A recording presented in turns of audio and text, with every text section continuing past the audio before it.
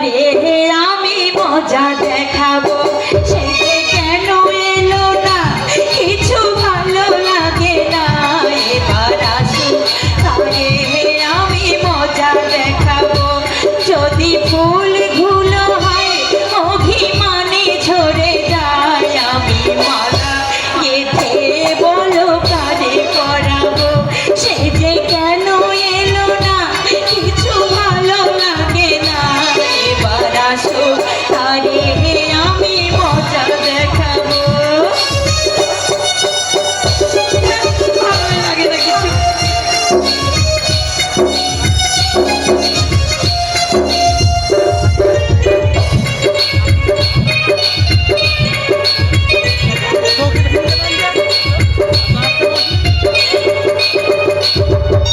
প্রজাপতি উড়ে গিয়ে বললো আমি নই তার হাতের খেলনা, মন না। প্রজাপতি উড়ে গিয়ে বললো আমি নই তার হাতের খেলনা। সে যখন তখন মনে করে জ্বালাতন, সে যখন তখন মনে করে জ্বালাতন, এবার আসুন তারে আমি মজা দেখাবো। সে কেন এলো না, কিছু ভালো লাগে না, না ভালো লাগে না। আচ্ছা, আমাকেও কোনোদিনও কোথাও দেখা করতে বললে হয়, আমি কখনো না না যেও না, ও শেষ পাতা গো, শাখায় তুমি থাকো। না না যেও না, ও শেষ পাতা গো, শাখায় তুমি থাকো। ছিলে তুমি, ছিলাম আমি, ছিলে তুমি, ছিলাম আমি, চিন্টুকু রাখো।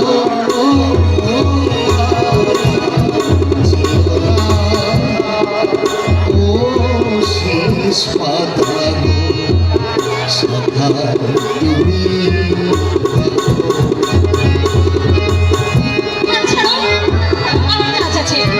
কাজ যদি আছে তাহলে তো ইনিয়ে বিনিয়ে দিনুকা দিয়ে চিঠি লিখলে কেন? এখন হাতে ঘড়ি নেই, আসলে কি জানো, ঠিক সময় আসতে পারতাম। পারলে না কেন? ওই যে ওই শিবানীর জন্য। শিবানীটা আবার কে? ও তুমি চিনবে না, আমাদের কলেজে পড়ে। আসলে কালীতলার পিসিমার বাড়ি আজ প্রথম এসেছে তো, চেনে না, তাই একটু পৌঁছে দিয়ে এলাম। তোমার শিবানী দেখতে কেমন? দেখতে ভারী লাগলো, একেবারে কাঁচা গোলাপের মতো রং, টানা টানা চোখ, নাকটা বাঁশির মতো। ও সবচেয়ে শিবানী ভালো জিনিস কি জানো তো, ও চুলগুলো না দারুণ চুল। ওর সঙ্গে দেখা না হলে নিশ্চয়ই ওকে পথে পড়ে থাকতে হতো না? না না, পথে পড়ে থাকবে কেন, এক কলেজে পড়ি, একটা চোখ লজ্জা বলে জিনিস আছে। তাই একই কলেজে পড়োই যখন, নিশ্চয়ই শিবানীর সঙ্গে তোমার রোজ দেখা হয়। দেখা হবে না কেন, একই কলেজে পড়ি, দেখা হবে না? রোজ দেখা হয়, গল্প করি, সিনেমা দেখি। পাশাপাশি বসে? ও বাবা, সিনেমাকে আলাদা বসে দেখবো, পাশাপাশি বসে। ও কি হলো, কি হলো? তুমি তোমার ওই শিবানীর কাছে যাও, আমার কাছে তুমি একদম খারাপ। এই দেখো, দুদিন পরে যার বউ হবে তাকে এই কথা বললে হবে কেন? তোমরা পুরুষেরা তো রূপ ভালোবাসো, যেখানে রূপ দেখবে সেখানেই তোমরা ঘুমনার মতো উড়ে গিয়ে পড়বে, আর যেখানে রূপ নেই সেখানে তোমরা বিমুখ। রূপ আছে বলে অহংকার করছো, তাই না? রূপ আছে না ছাই আছে, আমি তো আর তোমার শিবানীর মতো ভারী লাভলি দেখতে নই। শিবানীর উপর খুব হিংসা হচ্ছে বুঝি, কিন্তু ম্যাডাম, যে শিবানীর উপর তোমার তো রাগ, হিংসে, ক্ষোভ, সেই শিবানী নেমে আসলে কোনো মেয়েকে আমি চিনি না। তবে এই যে বললে ধাপ্পা, ধাপ্পা,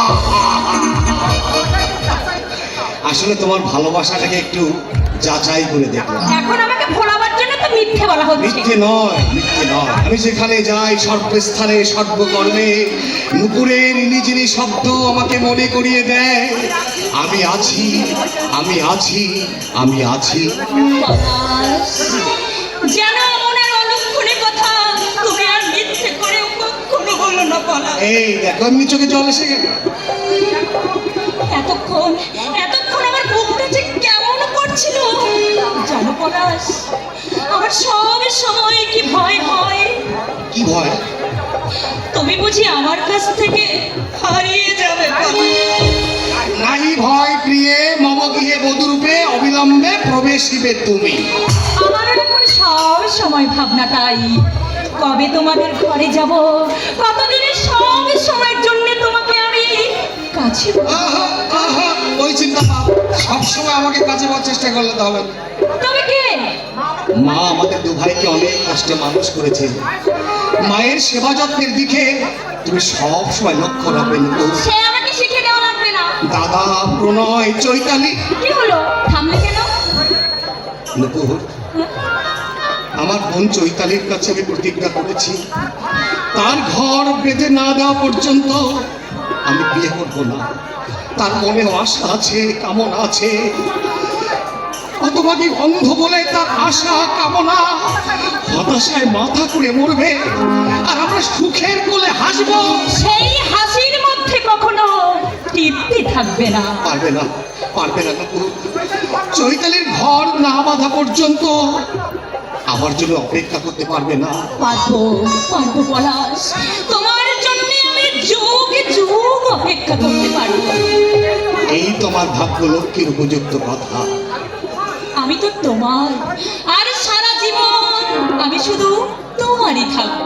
তাই নাকি? নিজের মনকে প্রশ্ন করো। মনকে বললাম, উত্তর তো পেলাম না। তুমি বলে দাও। যে প্রেম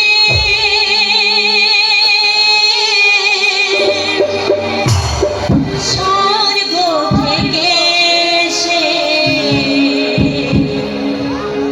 জীবনে আমার হয়ে রয়, সেই প্রেম আমাকে দিও, জেনে নিও তুমি আমার প্রাণের চেয়ে প্রিয়, তুমি আমার প্রাণের চেয়ে প্রিয়। যে প্রেম স্বর্গ থেকে এসে জীবনে আমার হয়ে রয়, সেই প্রেম আমাকে দিও, জেনে দিও তুমি আমার প্রাণের প্রিয়, তুমি আমার প্রাণের চেয়ে প্রিয়।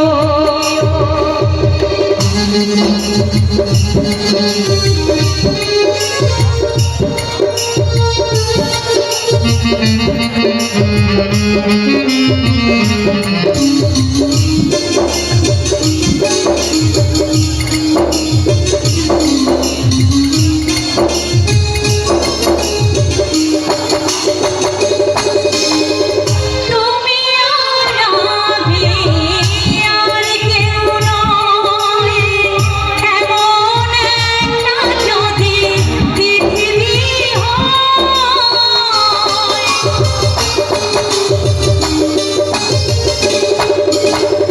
মিলনের সুখে ভরে যায় বুক, যেখানে আছে শুধু সুখ আর সুখ। সেই সুখ আমাকে দিও, জেনে দিও তুমি আমার প্রাণের চেয়ে প্রিয়, তুমি আমার প্রাণের চেয়ে প্রিয়।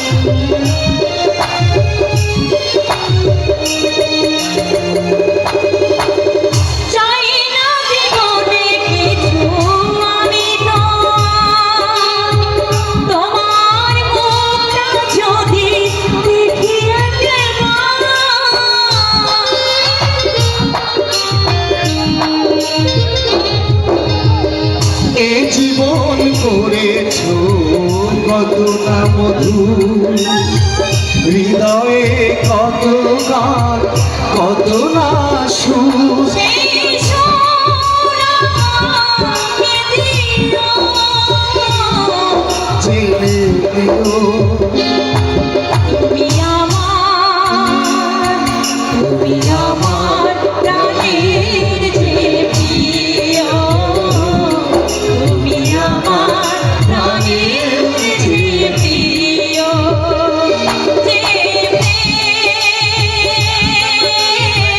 স্বর্গ থেকে এসে জীবনে আমার হয়ে রয়। সেই প্রেম আমাকে দিও জেনে নিও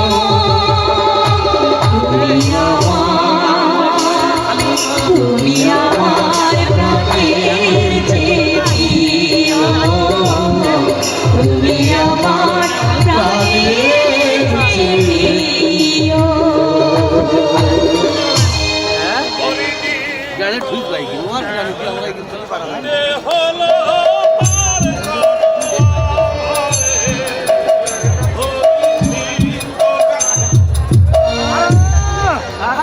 আরে দিনুদা তুমি?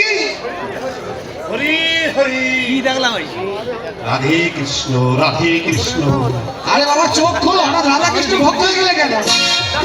এই দেখো কথা, আরে সত্যকাণ্ড রামায়ণ পাঠ করে বলে কিনা সীতাকার মাসি আমি হলাম গিয়ে তোমাদের পিণ্ডে দুটি। রাধে কৃষ্ণর ভক্ত আমি হবেন না তো হবে ঠিক বাপ। তাও তো বটে। আচ্ছা দিনুদা, বলো দিদিমণি। আচ্ছা তুমি যেমন আমাদের দুতি, আমাদের মতো বয়সে তোমার এমন কোনো দুতি ছিল না?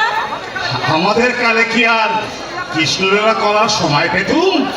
কোন সমস্ত মেয়ের মুখের দিকে চোখ তুলে চেয়েছ কি মরেছ? কান বলা নাক খত দিয়ে মাথা পরে যা বর্ণায় তাই অপদস্থ করতো।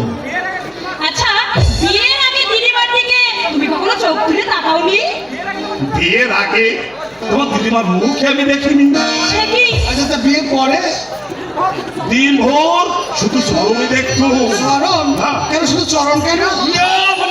ঘুমটা দিয়ে থাকতো যে ও দাও দিয়ে দিনুদা রাত্রে বললে তোমাদের পেতেই হবে না। অনেক শান্তি সাধনা করে দুই একদিন মুখ দেখেছি, 10টা কথা জিজ্ঞাসা করলে একটার উত্তর পেত। আচ্ছা এ দিদিমার সঙ্গে তোমার কিসব হতো বলো তো? চোখেটাই মনে আছে। আরে যা আছে সেটা তো বলো না, আমরা শিখে নি। শোনো, রাত কালে উঠে সে সময় উঠে আসি বিছানায় তোমার দিদিমা আমায় বেন্নাম করতো, চান করে পা দিয়ে জল খেত। দিদিমা, এই দিদিমা খুব ভক্তি করতো তোমাকে, হ্যাঁ, তাই তা না? করতো দিদিমা করতো, শোনো সব শুনলে তো? বাসি বিছানায় প্রণাম, পা ধুয়ে জল। হ্যাঁ, ওসব করতে আর এই গেছে। সব মুখে আনেনি দিদিমণি। ওদের চেয়ে বড় এ জগতে সতীর আর কি আছে? আমাদের বিয়েতে তুমি খুব খুশি হবে, তাই না দিনুদা? তা আবার বলতে, আমি তো সেই দিনটার জন্য হাত ইত্তেস করে বসে আছি গো। সত্যি? তোমরা ছাড়া এই পৃথিবীতে আমার আর কি আছে বলো? তোমার 1 বছর বয়সে কর্তা বা দেহ রাখলো, টাকা দিয়ে ঝি রাখলো কর্তা, কিন্তু ঝি পারবেন কেন?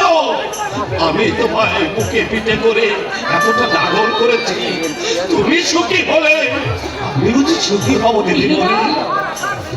দিনুদা তোমার আশা বলা এ জন্মে মিটলো না। আমার মতো অপাত্রের গলায় তোমার দিদিমণির মালাই পড়াবে না।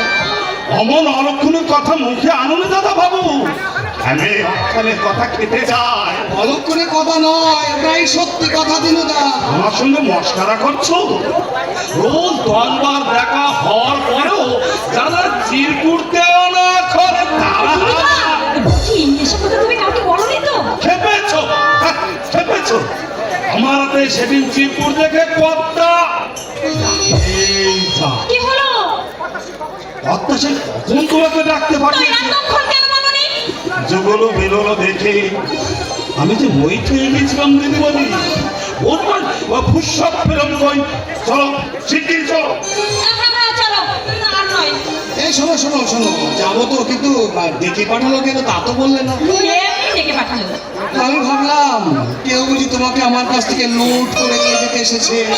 লোড করতে সত্যি সত্যি যদি কেউ আসে, তাহলে ক্ষত্রিয়ের ন্যায় পরাজিত সেই দুর্জন পামরে বৃক্ষ শুল্কে পানি তব গরিব গ্রহণ।